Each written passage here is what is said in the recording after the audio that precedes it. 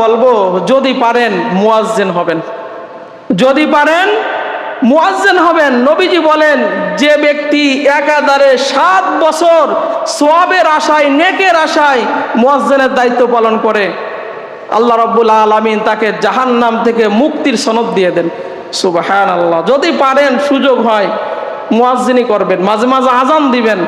আর একাধারে 12 বছর পর্যন্ত যদি কোনো ব্যক্তি মুয়াজ্জিনের দায়িত্ব পালন করে, হাদিস তার প্রমাণ করে যে আল্লাহ রাব্বুল আলামিন জান্নাত ওয়াজিব করে দেন।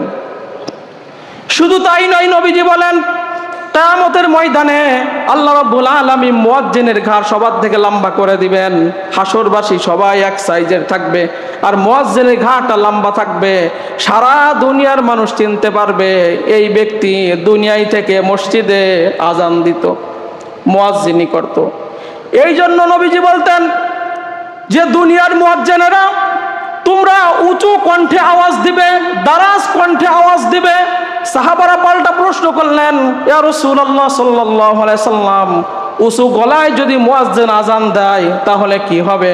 আল্লাহর নবী মুহাম্মদুর রাসূলুল্লাহ সাল্লাল্লাহু আলাইহি সাল্লাম বলেন যে মুয়াজ্জিন উঁচু কণ্ঠে আওয়াজ দেয়, দারাজ কণ্ঠে আওয়াজ দেয়, ওই আওয়াজ যত মানুষ শোনে, যত জিন শোনে, যত মাখলুক শোনে, যত বৃক্ষলতা, যত তরুলতা, যত পাথর কণা, বালু কণা, সমুদ্রের মাছ, গর্তের পিপিলিকা, যত জিনিস মুয়াজ্জিনের আজান শুনবে, কিয়ামতের ময়দানে আল্লাহ রাব্বুল আলামিন, আল্লাহ পাক রব্বুল আলামিনের কাছে এই মুয়াজ্জিনের জন্য ওই জিনিসগুলো তখন সাক্ষ্য দিবে, সাক্ষ্য দিবে।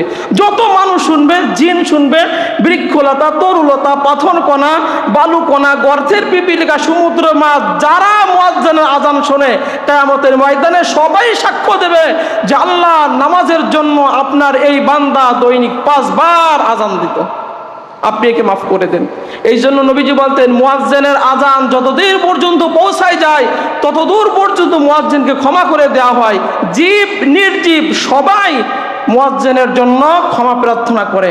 এই জন্য আপনি যদি সুযোগ থাকে, এক নিষ্ঠার সাথে মুয়াজ্জিনের দায়িত্ব আপনি পালন করেন।